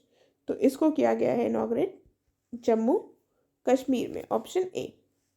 फिर हम देखते हैं वर्ल्ड फिशरीज डे, ये सेलिब्रेट किया जा रहा है प्रतिवर्ष कौन सी तारीख को, 21 नवंबर, 11 नवंबर, 21 अक्टूबर या फिर 11 अक्टूबर। तो करेक्ट आंसर होगा ऑप्शन नंबर ए, 21 नवंबर। कब, 21 नवंबर। अगला देखते हैं सर्वावैक, ये भारत का पहला चतुष्कोणीय यानी कि quadrivalent human papilloma virus vaccine है, HPV वैक्सीन, बिल्कुल सही है। और it is intended to protect women against cervical cancer. तो ये भी बिल्कुल सही है, ऑप्शन सी करेक्ट हो जाएगा। ठीक है, तो ये HPV human papilloma virus vaccine, इसको भी ध्यान रखिएगा। अगला देखते हैं, इसमें क्या कहा गया है। इसमें कहा गया है कि हाल ही में भारत सरकार ने किससे संबंधित एक वेस्ट पहल शुरू की है। तो हमें अगर वेस्ट का फुल फॉर्म पता है तो हम बता देंगे कि वेस्ट पहल किससे संबंधित है, राइट। तो देख लेते हैं, इसका फुल फॉर्म ही दिया हुआ है women in engineering science and technology. तो करेक्ट आंसर क्या हो जाएगा, ऑप्शन ए। वेस्ट पहल का संबंध इसी से है, ठीक है। ना ही उच्च शिक्षा से है, ना ही बच्चों से है, और ना ही स्वास्थ्य से है। अगला क्या दिया हुआ है, इंडिया ने रिसेंटली समन किया है ऑफिशियल्स ऑफ विकीपीडिया को। इसका रीज़न क्या दिया हुआ है, ऐसा इसलिए किया गया था क्योंकि इसे भ्रामक जानकारी के साथ संपादित किया है। इसने क्या जानकारी दी है कि जो क्रिकेटर अर्शदीप सिंह है इनको खालिस्तानी बता दिया गया था विकीपीडिया के द्वारा, इसीलिए भारत सरकार ने इनको अधिकारियों को से तलब की। तो दोनों बातें सही है, ऑप्शन सी करेक्ट होगा। फिर दिया हुआ है गल्फ कोऑपरेशन काउंसिल। ये एक रीजनल इंटरगवर्नमेंटल पॉलिटिकल और इकोनॉमिक यूनियन है। इसमें कौन कौन से देश शामिल हैं, तो वो कौन कौन से देश हैं जो इसके अंदर आएंगे, शामिल होंगे, तो ये सारे शामिल होंगे, Bahrain, Kuwait, Oman, Qatar, Saudi Arabia और यूएई। करेक्ट आंसर क्या हो जाएगा, ऑप्शन नंबर डी। देन इस क्वेश्चन में कहा गया है जो एडिबल ऑयल इंडस्ट्री के एसोसिएशंस हैं from major palm oil importing countries of Asia, इन्होंने एक अलायंस बनाया है मिलकर, एशियन पाम ऑयल अलायंस। इसमें कौन कौन से देश शामिल हैं, इंडिया, पाकिस्तान, श्रीलंका, बांग्लादेश और नेपाल। तो इसमें सभी ये पांचों देश शामिल होंगे, ऑप्शन डी करेक्ट होगा, ठीक है। डी में दिया हुआ है ऑल ऑफ द अबव। फिर क्या दिया हुआ है, इसमें दिया हुआ है BPAL नामक एक 6 महीने की अवधि वाले उपचार ने हाल ही में किस अत्यधिक दवा प्रतिरोधी रोग के मरीजों के स्वास्थ्य सुधार में सकारात्मक परिणाम दिखाए हैं। तो ये एक शॉर्ट टर्म ट्रीटमेंट रेजिमेन है 6 महीने का, जिसको BPAL कहा जा रहा है। कौन सी वो रोग है जिसमें इसने इम्प्रूवमेंट दिखाया है, वो है TB, tuberculosis, option A correct होगा। देन स्टेटमेंट्स दिए हुए हैं, सही क्या है ये बताना है। पहले में कहा गया है मंदाकिनी रिवर जो है ये अलकनंदा रिवर की एक ट्रिब्यूटरी है। दूसरे में कहा गया है ये जो नदी है ये रुद्रप्रयाग और सोनप्रयाग क्षेत्रों के बीच चलती है और चोराबाड़ी ग्लेशियर से ये निकलती है। तो इसमें कौन सा स्टेटमेंट सही है, इसमें भी दोनों ही स्टेटमेंट्स हमारे सही हो जाएंगे, ऑप्शन सी करेक्ट है। देन ऑपरेशन लंदन ब्रिज, ये कोड नेम है, लंदन ब्रिज इज डाउन, इसको ये भी कहा जाता है। इसका संबंध किससे है ये आपको बताना है। तो लंदन ब्रिज इज डाउन का संबंध देख लीजिए ऑप्शंस, इंटरेस्टिंग क्वेश्चन है। महारानी एलिजाबेथ द्वितीय के लिए जो अंतिम संस्कार की योजना थी उससे संबंधित है, ऋषि सुनक के प्रधानमंत्री बनने से संबंधित है, या प्रिंस चार्ल्स के राज्याभिषेक से संबंधित है, या इनमें से किसी से भी संबंधित नहीं है। तो ये है ऑप्शन ए, ठीक है, उससे संबंधित है। देखिए एक द क्राउन नामक सीरीज है जो महारानी एलिजाबेथ की लाइफ पर है। अगर आप उसको देखेंगे तो आप समझ पाएंगे कि कैसे इन लोगों की लाइफ होती है, क्वीन की कैसी लाइफ थी, और किस तरह से जब इनकी डेथ हुई तो ऐसे स्टेटमेंट के माध्यम से, एक कोड नेम के माध्यम से सबको सूचित किया गया था। अगला प्रश्न देखते हैं, रक्तदान अमृत महोत्सव, ये एक मेगा ड्राइव है जिसके द्वारा स्वैच्छिक रक्तदान को बढ़ावा देने का प्रयास किया गया। और ये कब तक चलाया गया, दिन बताने हैं, डेट्स भी पूछ ली जाती हैं कई बार एग्जाम में, तो वो कौन सी डेट थे, ये चलाया गया 17 सितंबर से 1 अक्टूबर 2022 तक। ये शुरू कब किया गया था, हमारे प्राइम मिनिस्टर की बर्थडे वाले दिन। अगला क्या प्रश्न है, इस प्रश्न में कहा गया है किस पड़ोसी देश ने अपनी सीमाओं को पर्यटकों के लिए फिर से खोल दिया है, लेकिन एक पर्यटक कर लागू कर दिया है, यानी कि एक टूरिस्ट टैक्स लागू कर दिया है। ऑप्शंस देखिए, वो कौन सा देश हो सकता है। आपको पता है कि भूटान काफ़ी एनवायरनमेंट फ्रेंडली कंट्री है और टूरिस्ट के जाने से उसके एनवायरनमेंट पर थोड़ा नुकसान ज़रूर पहुंचता है, तो वही इस तरह का कर लगा सकता है। तो करेक्ट आंसर क्या होगा, ऑप्शन बी। अगला देखते हैं, सही बताना है स्टेटमेंट। इसमें कहा गया है कि भारत में प्रधानमंत्री संसद के किसी भी सदन के सदस्य हो सकते हैं और ब्रिटेन में ये परंपरा है कि प्रधानमंत्री हमेशा उच्च सदन के ही सदस्य रहेंगे। तो कौन सा स्टेटमेंट सही है? ये तो बिल्कुल सही है। दूसरा गलत है। वहाँ की जो परंपरा है उसके हिसाब से वहाँ के जो प्रधानमंत्री हैं वो हमेशा निम्न सदन यानी कि लोअर हाउस के सदस्य होते हैं। ठीक है, तो यहाँ पर ऑप्शन ए करेक्ट हो जाएगा। फिर हम देखते हैं अमेरिकी राष्ट्रपति के लिए योग्यता क्या है। ये प्राकृतिक रूप से यूएसए के नागरिक होने चाहिए, 35 वर्ष की न्यूनतम आयु प्राप्त करना चाहिए और अमेरिका में कम से कम 14 साल तक इन्होंने निवास किया हो। तो कौन सी स्टेटमेंट सही हो जाएगी? ऑप्शन डी, तीनों ही करेक्ट होंगी यहाँ पर। फिर हम आते हैं कैबिनेट मिशन। इसका क्या एम था ये बताना है। पहले में कहा गया है इंडिया को जल्दी से जल्दी इंडिपेंडेंस दिलाना, दूसरे में कहा गया है कॉन्स्टिट्यूएंट असेंबली को स्थापित करना। तो क्या एम था? दोनों ही एम थे इसके, ऑप्शन सी। फिर देखते हैं कहा गया है कि जवाहरलाल नेहरू ने हेड की थी एक कमेटी। वो कौन सी कमेटी थी ये बताना है यहाँ पर। वो कमिटीज़ के क्या नाम दिए हुए हैं? संघ शक्ति समिति यानी union powers committee, union constitution committee और स्टेट्स कमेटी। इन तीनों को ही हेड किया था, ऑप्शन डी करेक्ट हो जाएगा। फिर दिया हुआ है कि पार्लियामेंट्री सॉवरेनिटी जो है it makes parliament the supreme legal authority in which country. कौन से देश में पार्लियामेंट्री सॉवरेनिटी जो है ये पार्लियामेंट को सबसे सर्वोच्च कानूनी अधिकार प्रदान कराती है? यूके, यूएसए, भारत या कनाडा। तो वो कौन सा देश हो जाएगा? वो हो जाएगा हमारा UK.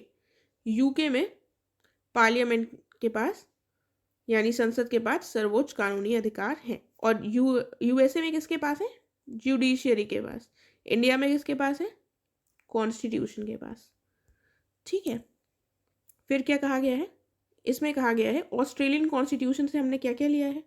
Concurrent list, language of preamble, provision regarding trade, commerce and intercourse, joint sitting of the two houses. तो क्या क्या लिया गया है? देखिए, आपको ये तो पता होगा कि कॉन्करेंट लिस्ट ली गई है, शायद प्रियम्बल की लैंग्वेज का भी पता हो, लेकिन ये दोनों पॉइंट्स नहीं पता होंगे। तो एक इंपॉर्टेंट क्वेश्चन है ये, देख लीजिएगा इसको। चारों चीज़ें ली गई हैं, ऑप्शन डी करेक्ट होगा। फिर आगे बढ़ते हैं। इसमें कहा गया है कॉन्स्टिट्यूशन में सोशलिस्ट प्रोविजंस जो हैं वो डीपीएसपी में दिए हुए हैं और even before 42nd amendment act 1976 के जो डीपीएसपी है इसमें कुछ सोशलिस्ट प्रोविजंस थे। देखिए, आपको पता है 42nd अमेंडमेंट के द्वारा प्रियम्बल में जोड़ दिया गया था सोशलिस्ट टर्म। ठीक है, लेकिन इससे पहले भी कुछ अनुच्छेद ऐसे हैं जिनमें ये दिया हुआ है। तो वो कौन से अनुच्छेद हैं जिसमें सोशलिस्ट प्रोविजंस हैं? 39B या 39C। तो हमारा जो करेक्ट आंसर होगा वो दोनों ही होंगे, इन दोनों ही आर्टिकल्स में ऐसा दिया हुआ है। आगे बढ़ते हैं। फिर देखिए, एक बार देख लेते हैं कि 39B और 39C में दिया क्या हुआ है।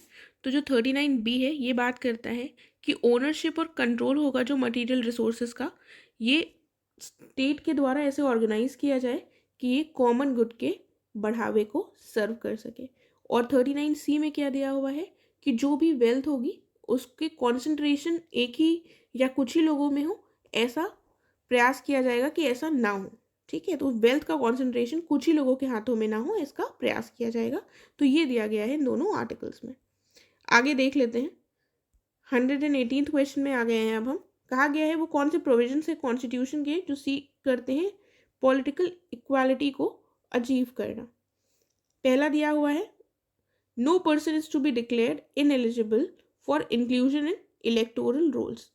कौन से ग्राउंड्स पे? रिलीजन, रेस, कास्ट और सेक्स। आर्टिकल 325 बिल्कुल सही है।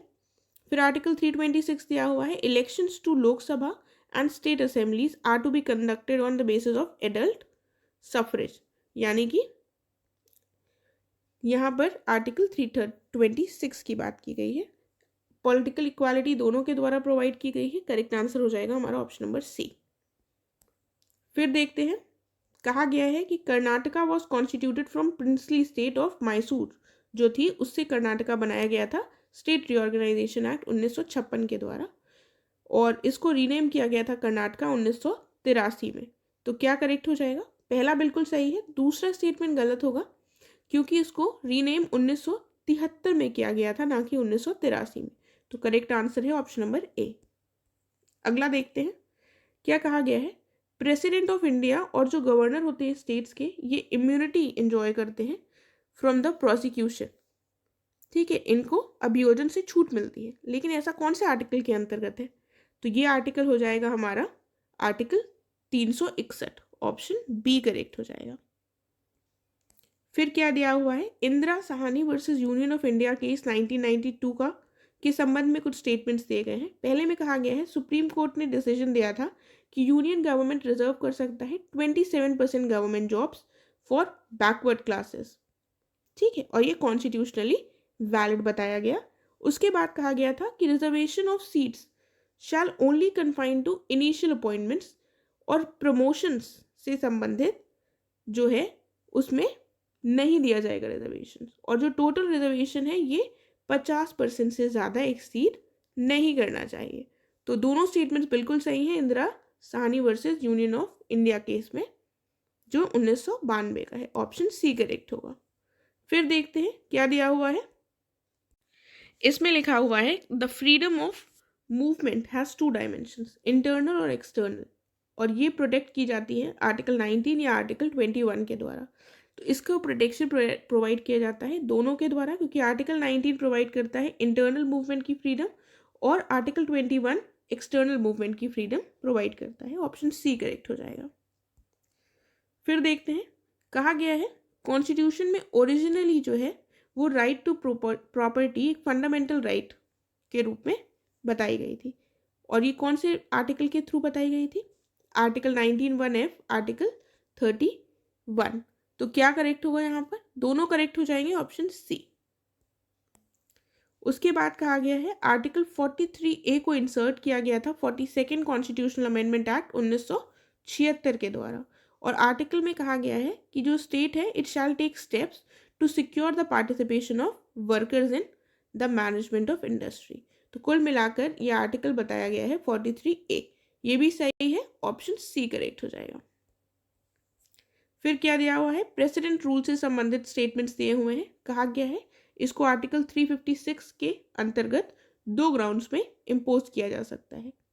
पहला ग्राउंड कहा गया है जो आर्टिकल 356 में दिया हुआ है itself, that is failure of constitutional machinery in the states, और दूसरा आर्टिकल 365 के अंतर्गत दिया गया है फेलियर टू कंप्लाई विद और to give effect to directions given by the union, यानी कि संघ द्वारा दिए गए निर्देशों का पालन करने या उन्हें प्रभावी करने में फेल होने के वजह से इसको लागू किया जा सकता है। तो ये भी दोनों सही है, ऑप्शन सी करेक्ट होगा।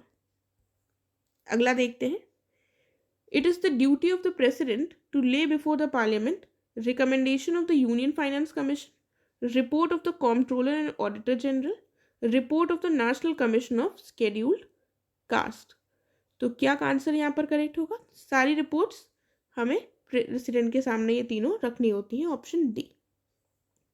फिर दिया हुआ है पार्लियामेंट्री फॉर्म ऑफ गवर्नमेंट जो है ये बेस्ड होती है कलेक्टिव रिस्पॉन्सिबिलिटी पर, जो किस आर्टिकल के अंतर्गत दी गई है? आर्टिकल 75 तो आपको शायद पता हो, लेकिन उसका कौन सा क्लॉज है ये बताना है आपको। तो इसका करेक्ट आंसर हो जाएगा option number A. Article 75 clause 3 में कलेक्टिव रिस्पॉन्सिबिलिटी की बात की गई। ठीक है, क्लॉज ए करेक्ट हो जाएगा। फिर देखिए क्या दिया हुआ है, अटॉर्नी जनरल जो है ये हाईएस्ट लॉ ऑफिसर होते हैं कंट्री के, अपॉइंट इनको प्रेसिडेंट के द्वारा किया जाता है, और ये इनकी क्वालिफिकेशन क्या होनी चाहिए? टू बिकम अ जज ऑफ सुप्रीम कोर्ट। ये भी तीनों सही है, ऑप्शन डी करेक्ट होगा। फिर अगला देखते हैं, गवर्नर के ऑफिस की टर्म जो है ये पहले एंड हो सकती है। कब एंड हो सकती है? आर्टिकल 156(1) क्लॉज में दिया हुआ है कि dismissal by the president at whose pleasure the he holds the office. दूसरा दिया हुआ है 156(2) में रेजिग्नेशन। तो ये भी दोनों सही दिए हुए हैं, ऑप्शन सी करेक्ट होगा। फिर कहा गया है वो कौन सा आर्टिकल है इंडियन कॉन्स्टिट्यूशन का जो स्पेसिफाई करता है the power of the president in terms of the conduct of business of the government of India. तो वो कौन सा आर्टिकल होगा? ये आर्टिकल है हमारा आर्टिकल डी, यानी आर्टिकल 77। फिर क्या दिया हुआ है, हमें अब बताना है वो कौन सी स्टेट है जिसमें राज्यसभा की एक सीट है, मणिपुर, मेघालय, मिजोरम या नागालैंड। तो इन चारों में ही एक सीट है राज्यसभा की, ऑप्शन ए करेक्ट हो जाएगा। फिर आगे बढ़ते हैं, अगला प्रश्न। इसमें कहा गया है, हमको सही कथन बताना है। कहा गया है राज्यसभा के जो चुनाव है इसमें नोटा का विकल्प लागू होता है। और फिर कहा गया है राज्यसभा के सदस्य के रूप में निर्वाचित होने के लिए राज्य में निवास करना आवश्यक योग्यता नहीं है। तो कौन सा स्टेटमेंट सही होगा, केवल दूसरा स्टेटमेंट सही होगा, क्योंकि इसमें नोटा का विकल्प नहीं होता है। ठीक है, तो ऑप्शन बी करेक्ट होगा। फिर लोकसभा अध्यक्ष के संबंध में कहा गया है कि इनको अपना ऑफिस वेकेट करना होता है यदि वे लोकसभा का सदस्य ना रह जाए, यदि उसने उपसभापति को पत्र लिखकर त्यागपत्र दे दिया हो, यानी कि डेप्यूटी स्पीकर को, या फिर उसे लोकसभा के सभी सदस्यों ने बहुमत से पारित प्रस्ताव द्वारा निष्कासित कर दिया हो, एक रेजोल्यूशन पास कर दिया हो। तो इनमें से क्या आंसर होगा, इसमें से आंसर हो जाएगा ऑप्शन नंबर डी, तीनों ही स्टेटमेंट्स करेक्ट है। अब हमको बताना है इसमें से सही कौन सा विकल्प है। पहले में कहा गया है संसद के जो दोनों सदस्य हैं उसमें जो नॉमिनेटेड मेंबर्स को राष्ट्रपति यानी कि प्रेसिडेंट के चुनाव में मतदान देने का अधिकार नहीं होता है और उन्हें राष्ट्रपति के चुनाव में वोट देने का अधिकार होता है। तो देखिए ये बहुत आसान प्रश्न है और कई बार पूछा जा चुका है, लेकिन ऐसे प्रश्न अगर आपको इस तरह से लिखकर दे दिए गए हों तो आप थोड़े कंफ्यूज हो सकते हैं, लेकिन यहाँ पर निश्चिंत रहिए, दोनों ही बिल्कुल सही हैं, ऑप्शन सी करेक्ट होगा। फिर देखिए कहा गया है leader of opposition in Lok Sabha and Rajya Sabha इनको स्टैट्यूटरी रिकॉग्निशन यानी कि वैधिक मान्यता कब प्रदान की गई। तो इनको वैधिक मान्यता प्रदान की गई थी 1977 में। कब प्रदान की गई, 1977 में। आगे बढ़ते हैं, इसमें क्या कहा गया है, लांगिया हेनिपा वायरस ये रिसेंटली न्यूज़ में रहा है, इसके संबंध में स्टेटमेंट्स दिए गए हैं। कहा गया है ये चीन में आया एक नया जूनोटिक वायरस है, चीन में खोजा गया, और इसके बारे में कहा गया है ये सीवियर इलनेस कॉज करता है एनिमल्स और इंसानों दोनों में ही, और इसके खिलाफ अभी कोई भी लाइसेंस ड्रग या वैक्सीन नहीं बनाई जा सकी है ह्यूमंस के लिए, कोई ऐसी वैक्सीन उपलब्ध नहीं है। तो क्या सही होगा, दोनों सही हैं, ऑप्शन सी करेक्ट होगा। अगला क्या दिया हुआ है, देखिए इस क्वेश्चन में क्या कहा गया है, 30 मीटर टेलीस्कोप प्रोजेक्ट के बारे में कहा गया है कि एक एस्ट्रोनॉमिकल ऑब्जर्वेटरी है जिसमें एक एक्सट्रीमली लार्ज टेलीस्कोप रखा गया है, और ये एक इंटरनेशनल प्रोजेक्ट है जिसको फंड किया जा रहा है कनाडा, चाइना, जापान और यूएसए के द्वारा। ओनली लिखा है यहाँ पर, तो ये स्टेटमेंट गलत हो जाएगा क्योंकि इसका पार्ट इंडिया भी है। ठीक है, केवल ये 4 नेशंस नहीं है, 5वां देश इंडिया भी इसमें पार्टिसिपेट कर रहा है। तो करेक्ट आंसर इसका ऑप्शन ए होगा। अगला देखते हैं, सही स्टेटमेंट बताना है। कहा गया है कॉर्ड ब्लड जो है is the blood from the baby that is left in the umbilical cord and placenta after birth. इसको कॉर्ड ब्लड कहा जाता है, और जो ये कॉर्ड ब्लड होता है ये कॉर्ड ब्लड बैंकिंग जो है इसके अंतर्गत अम्बिलिकल कॉर्ड ब्लड को ही रखा जाता है। ये रिच सोर्स होता है स्टेम सेल्स का, और इसको फ्यूचर के लिए प्रिजर्व किया जा सकता है, ऑप्शन सी करेक्ट हो जाएगा। देन अगला देखते हैं क्या कहा गया है। इसमें कहा गया है कि ब्लड मीडियम होता है ऑक्सीजन और कार्बन डाइऑक्साइड ट्रांसपोर्ट करने का बॉडी में, और 97% ऑक्सीजन जो ट्रांसपोर्ट होती है वो आरबीसीज के द्वारा होती है ब्लड में। तो यहाँ पर कौन सा स्टेटमेंट सही होगा, ये भी दोनों सही होंगे, ऑप्शन सी करेक्ट होगा। आगे देखते हैं, कहा गया है एंटीबायोटिक्स को अगर हम अननेसेसरीली लेंगे तो ये जो बेनिफिशियल बैक्टीरिया होता है बॉडी में उसको भी मार सकती है, और ये एंटीबायोटिक्स जो है ये इफेक्टिव होते हैं कोल्ड और फ्लू के अगेंस्ट। तो ऑप्शन कौन सा करेक्ट होगा, केवल पहला गलत होगा, सॉरी पहला सही होगा, दूसरा गलत है, क्योंकि जो एंटीबायोटिक्स हैं ये इफेक्टिव नहीं होते हैं कोल्ड और फ्लू के अगेंस्ट, क्योंकि ये जो है कोल्ड फ्लू ये कॉज किसके द्वारा होते हैं, वायरस के द्वारा। ठीक है, तो एंटीबायोटिक्स तो बैक्टीरिया के अगेंस्ट काम आते हैं, इसके अगेंस्ट कैसे काम आ सकते हैं, तो करेक्ट आंसर केवल ऑप्शन ए होगा। फिर देखिए, फिर एजर्शन और रीज़न दिया हुआ है। एजर्शन दिया हुआ है कि जैम्स, जेलीज और स्क्वैशेस ये प्रिजर्व किए जाते हैं शुगर के द्वारा, और उसके बाद कहा गया है शुगर जो है वो रिड्यूस करता है मॉइस्चर कंटेंट को और इनहिबिट करता है बैक्टीरिया ग्रोथ को और सड़ने से भी बचाता है। तो दोनों बिल्कुल सही है, ऑप्शन ए करेक्ट हो जाएगा। फिर देखिए क्या दिया हुआ है, कहा गया है a small amount of curd जो ऐड किया जाता है फ्रेश मिल्क में एट सूटेबल टेम्परेचर्स और उससे कन्वर्ट होता है मिल्क टू कर्ड। और दूसरे में कहा गया है ये इम्प्रूव करता है न्यूट्रिशनल क्वालिटी को भी और विटामिन B12 को भी उसमें बढ़ाता है। क्या ऑप्शन करेक्ट होगा? ऑप्शन सी करेक्ट होगा। ठीक है। देन उसके बाद कहा गया है एड्स के लिए एलिसा टेस्ट यूज होता है और ट्रीटमेंट ऑफ एड्स जो है ये किया जाता है एंटी रेट्रोवायरल ड्रग्स के द्वारा और ये पार्शियली इफेक्टिव होता है केवल। तो यहाँ पर कौन सा स्टेटमेंट सही होगा? यहाँ पर ऑप्शन सी सही होगा। दोनों स्टेटमेंट्स बिल्कुल सही हैं। और एलिसा का फुल फॉर्म क्या होता है? एंजाइम लिंक्ड इम्यूनोसॉर्बेंट असे। ठीक है, तो यहाँ पर हमने देख लिया ऑप्शन सी करेक्ट है। आगे बढ़ते हैं। अगला क्वेश्चन क्या है? अगले क्वेश्चन की तरफ बढ़ते हैं। इसमें क्या कहा गया है? करेक्ट स्टेटमेंट चूज करनी है। पहले में कहा गया है फिशेस में 2 चैम्बर्ड हार्ट होता है और एम्फीबियंस और रेप्टाइल्स में 3 चैम्बर्ड हार्ट होता है। तो कौन सा स्टेटमेंट सही है? दोनों बिल्कुल सही है। ऑप्शन सी करेक्ट हो जाएगा। अगला देख लेते हैं।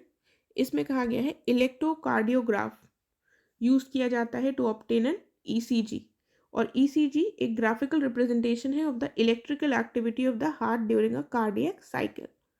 तो कोई भी हार्ट प्रॉब्लम होती है तो उसके लिए ECG किया जाता है। अगर ये साइकिल सही नहीं चल रही होती है तो ECG के माध्यम से पता लगाया जा सकता है। दोनों बिल्कुल सही है। ऑप्शन सी करेक्ट होगा। फिर दिया हुआ है नेशनल बोटानिकल रिसर्च इंस्टीट्यूट, ये कहाँ लोकेटेड है? तो ये लोकेटेड है हमारा ऑप्शन ए लखनऊ में। उसके बाद हमें बताना है इनमें से कौन सा most common type of fuel cell है? Hydrogen, phosphoric acid. क्या करेक्ट आंसर हो जाएगा? ऑप्शन नंबर सी, दोनों ही हैं। उसके बाद माप्लाट से संबंधित हमें करेक्ट स्टेटमेंट देनी है। पहले में कहा गया है कैबिनेट ने सस्पेंड किया है इसको 2020-21 से 2022-23 के बीच और ये जो फंड है ये डायरेक्टेड होता है कंसोलिडेटेड फंड ऑफ इंडिया से। तो कौन सा स्टेटमेंट सही हो जाएगा? बी बिल्कुल सही है। ए गलत हो जाएगा क्योंकि इसको सस्पेंड किया गया 2020-21 और 2021-22 के लिए, ना कि 22 और 23 के लिए। तो करेक्ट ऑप्शन क्या है यहाँ पर? Option B. फिर क्या दिया हुआ है? माइग्रेशन कमीशन ये स्टैब्लिश किया गया है एक स्टेट के द्वारा। वो कौन सी स्टेट है? तो वो है हमारा उत्तर प्रदेश यानी यूपी। ऑप्शन ए करेक्ट हो जाएगा। अब हम आ गए हैं लास्ट प्रश्न पर। इसमें क्या कहा गया है? इंडिया का फर्स्ट ग्राफीन इनोवेशन सेंटर ये कहाँ बनाया जा रहा है?